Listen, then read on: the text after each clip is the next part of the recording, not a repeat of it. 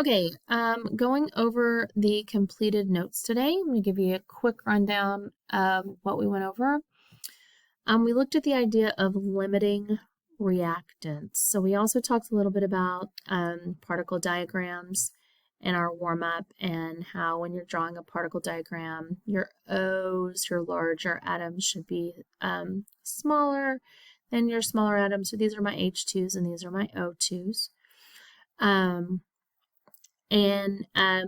What we looked at here is the ratio in the equations versus the ratios in each one of our pipettes from our lab, right? So here we first identified the ratios of oxygen to hydrogen in each one of the pipettes. So here I've got 1, 2, 3, 4, 5 parts oxygen and 1 part hydrogen. So you're going to go and mark all of those. So 5 to 1. This one is 1, 2, 3, 4 to 2.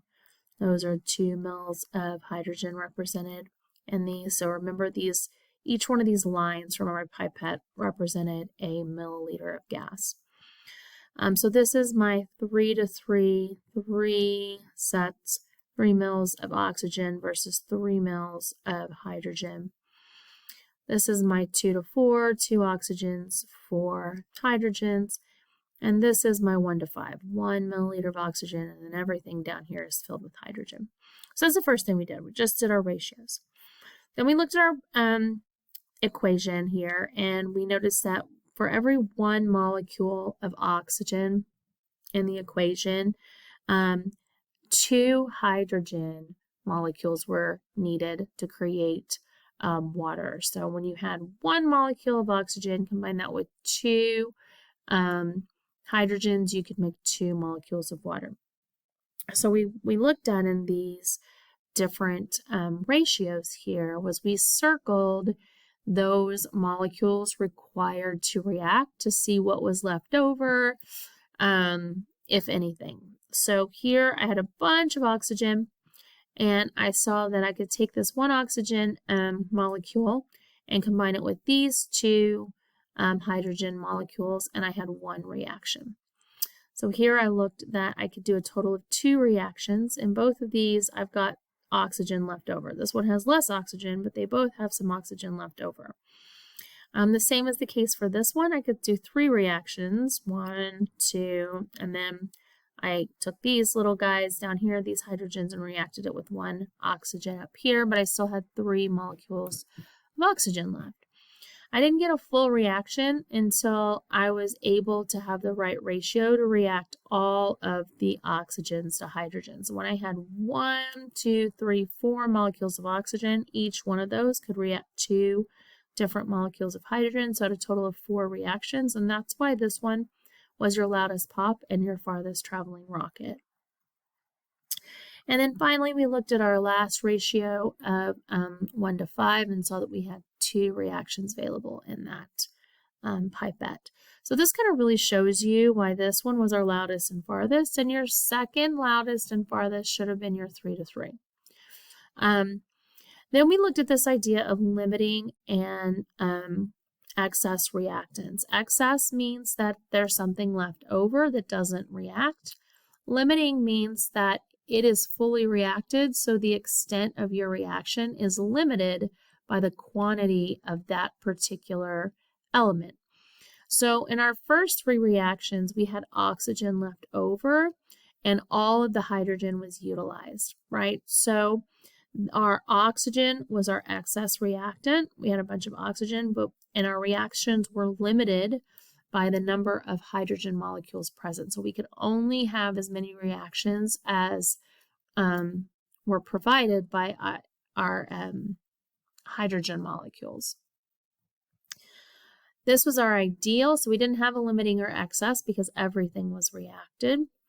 And then our last one was different. We still had a limiting and excess, but our gases had switched place, right? So in this case, we were only had 2 oxygens. We had a bunch of hydrogen left, but there wasn't enough oxygen to react with that hydrogen. So in this case, oxygen was our limiting reactant and hydrogen was our excess reactant. So that was just looking at that idea and getting a nice visual. We also talked about that these particle diagrams are diagrams that you're going to be asked to draw on your post lab. So take a look at this and use it to help you with your post lab question. That would be on the first page of your post lab. Okay, so before we move forward, I want to clarify that you're going to need to get your handout to go over this with us. Some of this font down here is a little bit too small for you to read as I'm going over it, so be careful. So here we read through the rules of how to determine a limiting and excess reactant if given two values.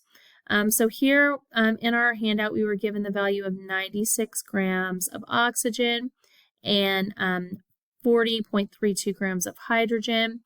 And we're reacting within the same equation from before. So you should be able to see this equation on your handout. I just have a zoomed in version. So what we did was you have to choose one of your two values that you think is the limiting reactant. If you're right, you have to do less math, but even if you're wrong, you still can find the right answers to all the other questions. So notice that I've got 3 questions posed here. It says which one is limiting and which is excess, how many grams of water can we make, and how many grams of excess are left over when the reaction is complete. So there's 3 questions, and we're going to try to solve all 3 of those.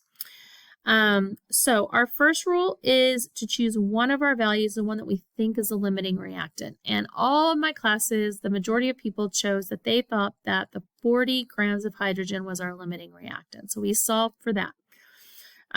So we set this up just like a normal stoichiometric equation. So we started with our given. So we're using this as our given.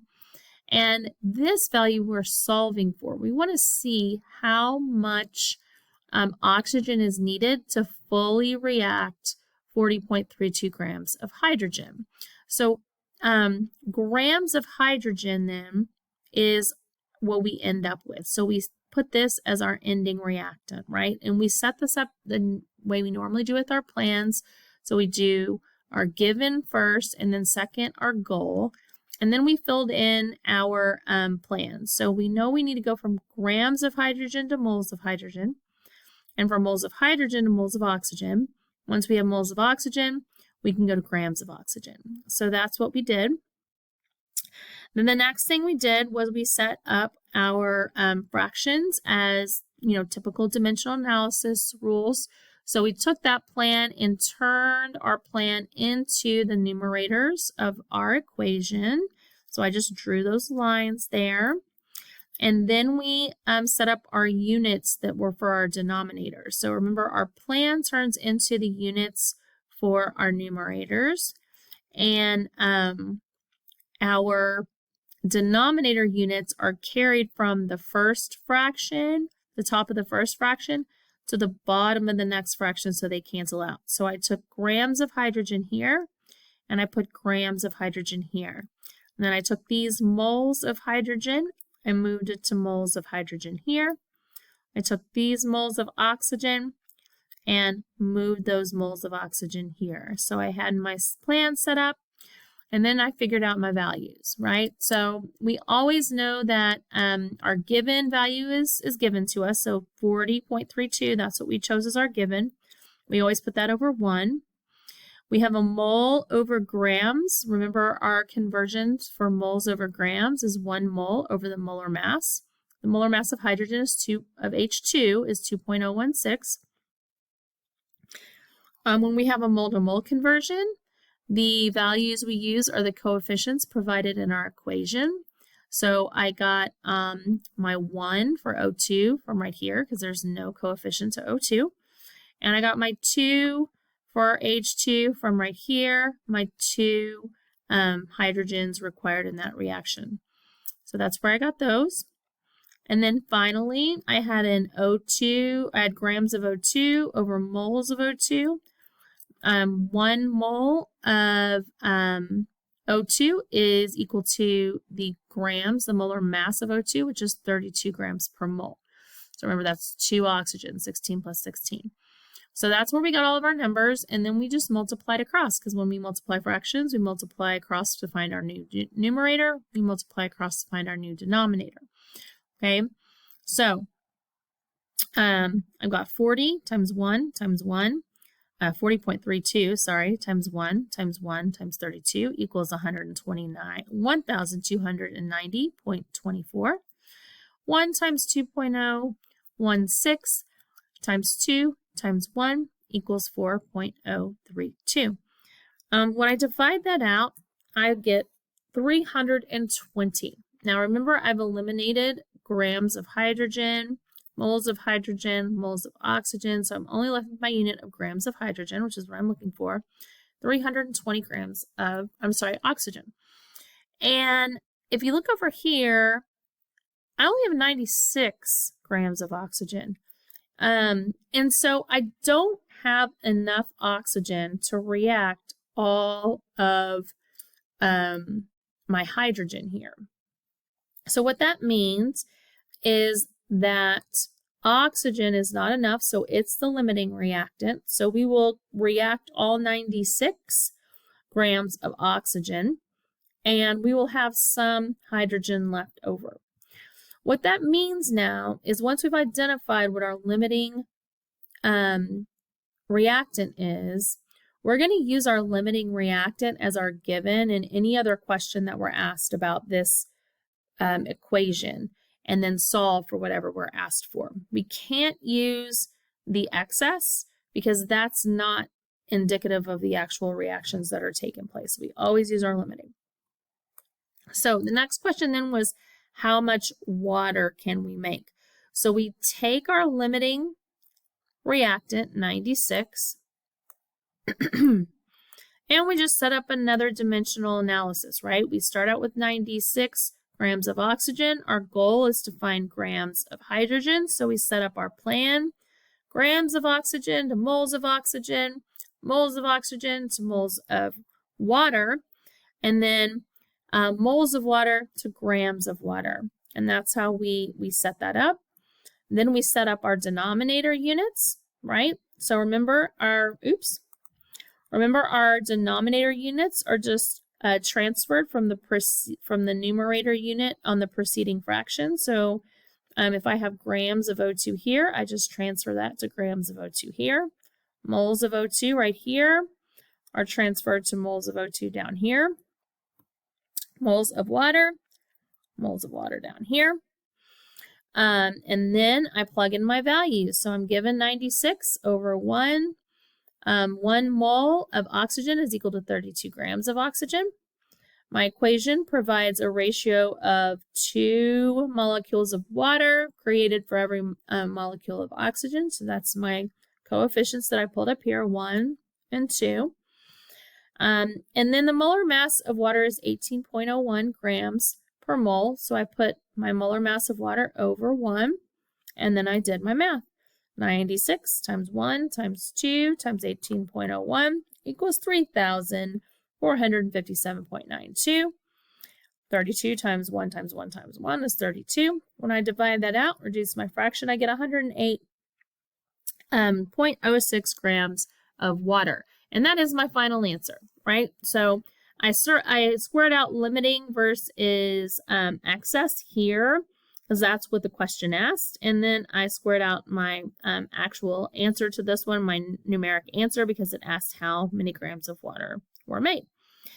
And then finally it says, how many grams of the excess are left over? Well, to find out how many grams of excess are left over, we have to find out how many grams of hydrogen were actually used of this 40.32 grams. So we set up another dimensional analysis problem just like this one with 96 grams of oxygen as our given, but this time our goal, instead of being grams of hydrogen, is going to be grams of water is going to be grams of hydrogen here, okay? So here I have my entire setup just like I've done, right? Oxygen grams of oxygen to moles of oxygen to moles of hydrogen to grams of hydrogen. When I solve that all out, I get 387.072 over 32, which means that 12.096 grams of hydrogen were consumed during that reaction, okay? So the rest of it was excess. Notice that I didn't square this off because it's not my answer. The question asks how many grams of excess are left. So if I know 12 grams were used, and I started out with 40.32, I just take 40.32, subtract 12.096 to get 28.22 grams of hydrogen are left. All right, let's see if we can look at the next final problem. Okay, so here we are looking at another problem. Same equation from before. And this time it says if you have 3 liters of oxygen that is reacted with 4 liters of hydrogen, which is the limiting reagent and which is in excess, how much water can be made, and how much excess reagent is left over. So reagent and reactant is the same. You'll see those used interchangeably, so don't worry about that. So again, we have to do a guess. We have to look at our 3 liters to 4 liters. Which one do we think is right? We chose hydrogen again in this class, and we set it up the same way we did before. So we did 4 liters of hydrogen with a goal to find the liters of oxygen needed, right? So we set up from liters of hydrogen to moles of hydrogen, from moles of hydrogen to moles of oxygen, from moles of oxygen to liters of oxygen. We then carried our units down. So liters go from here to here, moles H2 go from here to here, moles O2 go from here to here, and set up our conversion numbers. Remember, every time you have moles to gas, it's always 22 liters per mole. We got these numbers from our balanced equation. And so this one was a little bit easier, no molar mass calculations in this one. When we multiplied across, we got 89.6 over 44.8, which then gave me 2 liters of oxygen. We compared that 2 liters to the 3 liters that we had. So when I react all 4 liters of this H2, it will use 2 liters of oxygen. We were right this time. Okay, so hydrogen is the limiting reactant because when we react all of it, we only use 2 liters of oxygen, which means there was 1 liter left over, right? So my answer for that then is that O2 was in excess and H2 is my limiting. So that's what I should have squared out instead of that one, okay? So that was the first part of my question. My second question is how much water can be made? And it says to be careful on your plan here. And so I'll show you my water equation. We started out with our limiting reactant, and we know that that was hydrogen. So 4 liters of hydrogen is our given. Our goal was to find water. Now, remember, you can't find liters of water because it wasn't clarified that it was water vapor. So it's probably liquid water, right? That means that our liter conversion is only for liters of gas. So we're going to go to grams of water here. So we're going to start with liters of H2 and convert that to grams of water, which is not a problem because that's a direct conversion that we already know also, right? So here I've got, we're going from 4 liters of hydrogen to moles of hydrogen to moles of water to grams of water. That's our goal, right? So remember, you set up what you're given and your goal first to figure out how to get to your goal. After you do that, same thing we've been doing. We're carrying our units. So liters hydrogen come down here, moles hydrogen come down here. moles water come down here. You have all of your units set up beautifully, and then it's easy to plug those numbers in. 1 mole of any gas is 22.4 liters. Our coefficients from our equation give us 2 molecules of water are created for every 2 molecules of hydrogen consumed. Our molar mass of water is 18.01 grams per mole. So when I multiply that out, I get 144 over 48, 144.08 over 48, which gives me 3.22 grams of water. And I can circle that. That is my answer. So that answer is number 2. Now, this is the benefit of guessing correctly. If you have a 3-part question and you're right on your first one, so remember we thought that hydrogen was our limiting, and we were correct, so we knew how much of our excess was used already. We don't have to do another equation to figure out how much excess was used. So how much excess is left after the water is made? Well, we know already from our first equation that 2 liters of oxygen was required. We were given 3 liters of oxygen, so we had 1 liter of oxygen, O2 left. So that is the setup. I hope that helps with you working on your 2 complicated practice problems for this evening.